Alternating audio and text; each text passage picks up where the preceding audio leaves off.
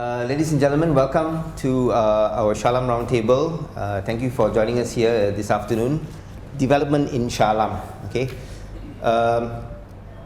And what does the future hold for this vibrant city, okay?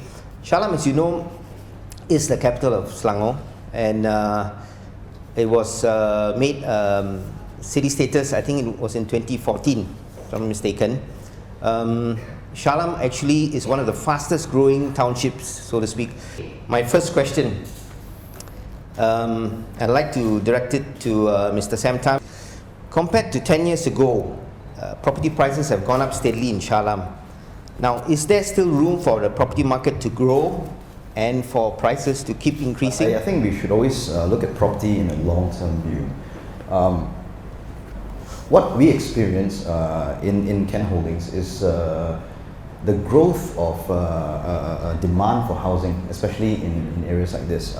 And I think landed properties are very much in demand nowadays, in generally everywhere. Shah Alam offers the chance for people to actually own landed houses, and we actually see the profile of people coming into Shah Alam from PJ, from KL, everyone's moving outwards. I think there are certain portions of people who do come from Klang.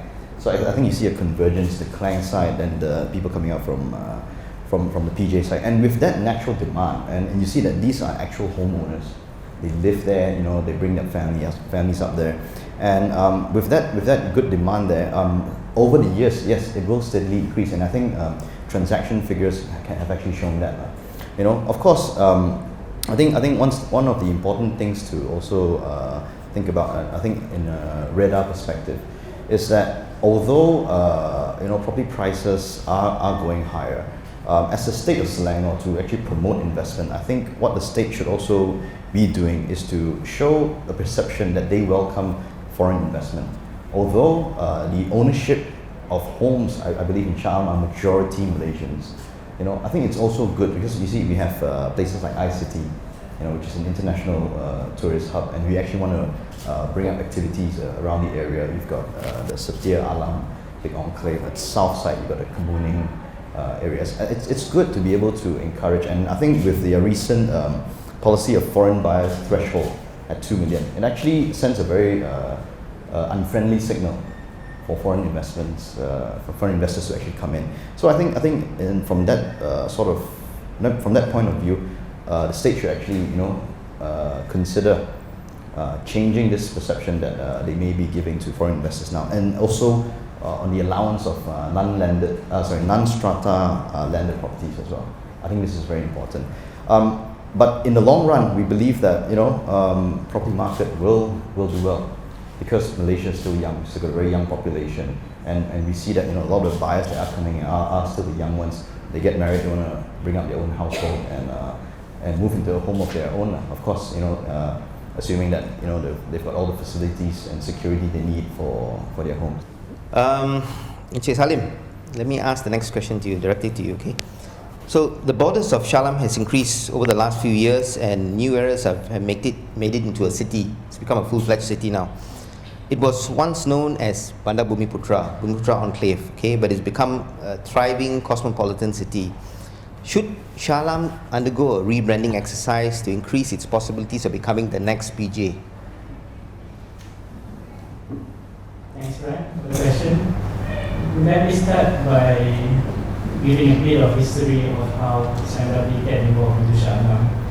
So it goes all the way back in the early 90s when we started planning for Kids Luton. It went to market in 1995, which is about the time where the expansion of the city was made. And basically we are there for about 20 years. Yeah. So what you can see, Shah Alam started as more of an administrative city. Something clearer to reality now is if you look at Putrajaya, by virtue of the administrative city, it is in fact Bumiputra dominant. But in the case of Shah Alam, what you can see is that now it's more of a mixed bag as against where it started. So I would say Shah Alam has moved and embraced on the one Malaysia concept. So it's not just a Bumiputra, but rather a mixed bag of other races as well.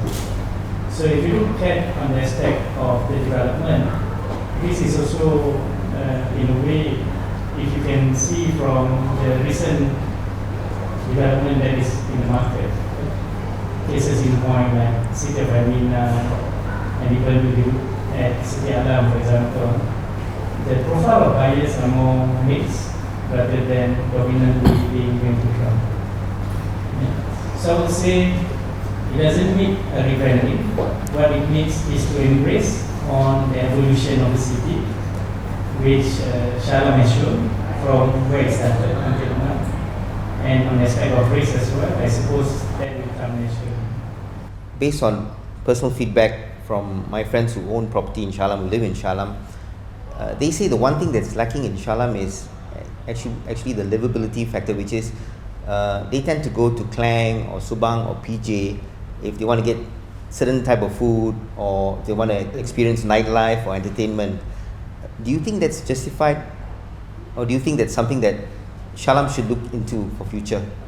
Basically, livability defined, there's a lot of criteria. Different people will see it differently.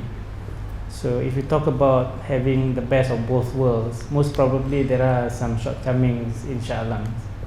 But on the aspect of livability, when you start to value certain things like, for example, ample jogging track, bicycle, lakes, a lot of greeneries, those are things which are very much available in Shah Alam. Yeah? But when it comes to, like, for example, entertainment, there are certain limitations to the original Shah Alam. But those guidelines are in fact loosened in terms of the area which are the extension. Case in point, ICT, Bukit Jelutong, because these are in fact in the extension area of Shah Alam. Just to give you that idea, basically those that comes with you in front, these are the extended area. Okay. And those are not control you. So most probably it's about how you look at certain perspective of livability. And if you ask me, Shah Alam has a lot of positive which are not available in much of the other areas.